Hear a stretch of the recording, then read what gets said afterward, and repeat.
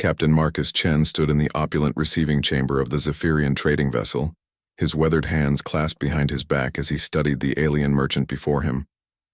Vexithala was typical of her species, tall, graceful, with iridescent, blue skin that shifted like oil on water and forearms that moved with fluid precision.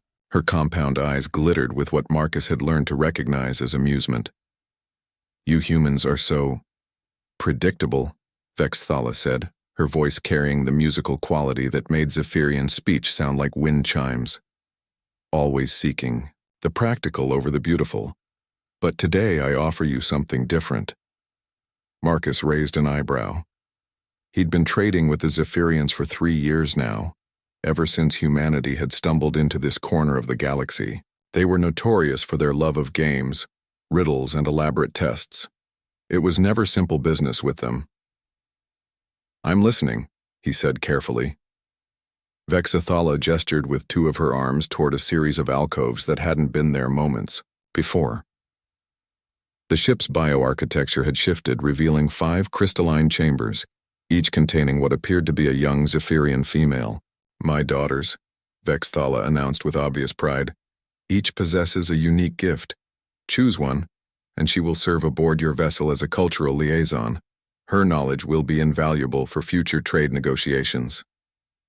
Marcus stepped closer, his military training keeping his expression neutral even as his mind raced. This was unprecedented. The Zephyrians were fiercely protective of their young, especially their females who carried the rare genetic markers needed for reproduction. The first daughter was breathtaking even by Zephyrian standards. Her skin held deep purples and golds that seemed to pulse with inner light. She moved with dancer-like grace, her forearms weaving complex patterns in the air. When she noticed his attention, she smiled, revealing teeth like pearls. The second was equally stunning, her coloration more silver and green like moonlight on water. She held what appeared to be a musical instrument, and soft, haunting melodies drifted from her alcove. The third and fourth were similarly magnificent, each beautiful in their own way, each displaying talents that would make them valuable additions to any crew. But it was the fifth that made Marcus pause. She was wrong by Zephyrian standards. Her skin held no iridescence, instead showing patches of dull gray and brown. One of her 4 arms ended in a malformed hand with only 2 digits. Her compound eyes were clouded, and she moved with an awkward, halting gait.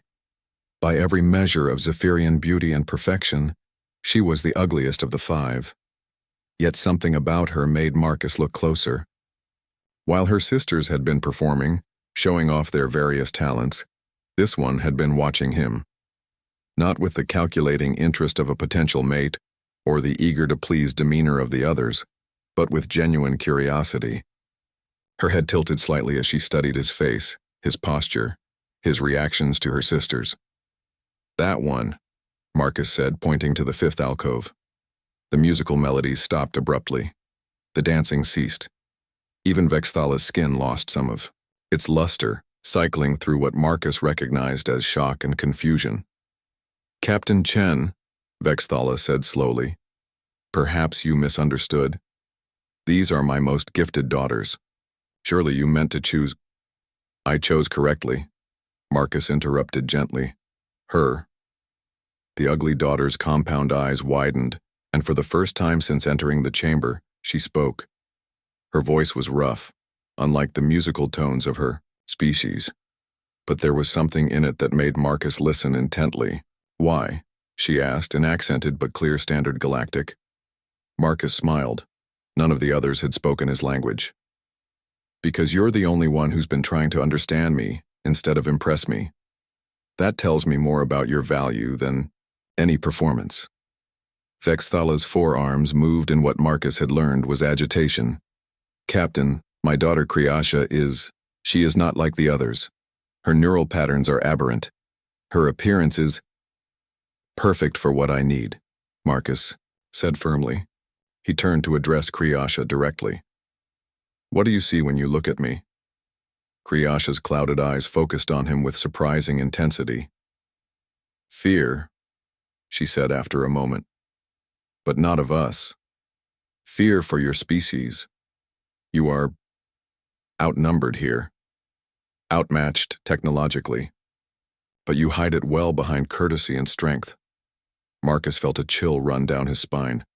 She was reading micro-expressions, body language, things that most aliens missed entirely when dealing with humans. "What else?" he asked. "You are military, but old military. You have seen combat, but you prefer peace. You choose your words carefully because you know one mistake could mean war between our peoples." She paused, her malformed hand twitching. "And you are lonely. Your species is young and far from home." The chamber fell silent. Marcus could hear his own heartbeat.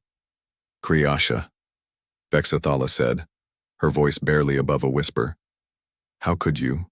"Possibly because she thinks differently," Marcus said, understanding flooding through him. "She sees patterns the others miss, processes information in ways that let her read between the lines." He looked at Vexathala. "You called her aberrant. We call it neurodivergent. And in my experience, those who think differently often see truths that escape everyone else." Kriasha stepped forward, her awkward gait somehow endearing now rather than off-putting. "You would truly choose me?" Because of," Marcus corrected. "Beauty fades. Talents can be learned. But the ability to truly understand others, to see what they need rather than what they want to show you, that's rare in any species."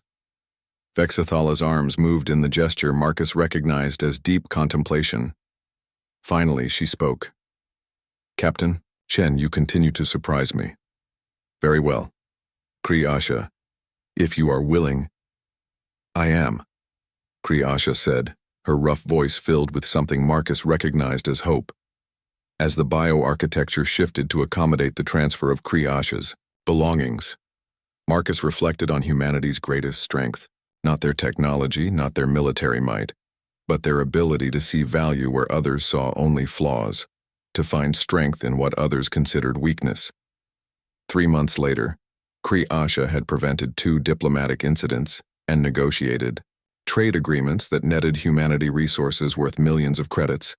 Her unique perspective had made her invaluable, not just as a translator, but as a bridge between species.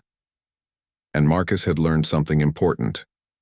Sometimes the most special gifts come in the most unexpected packages.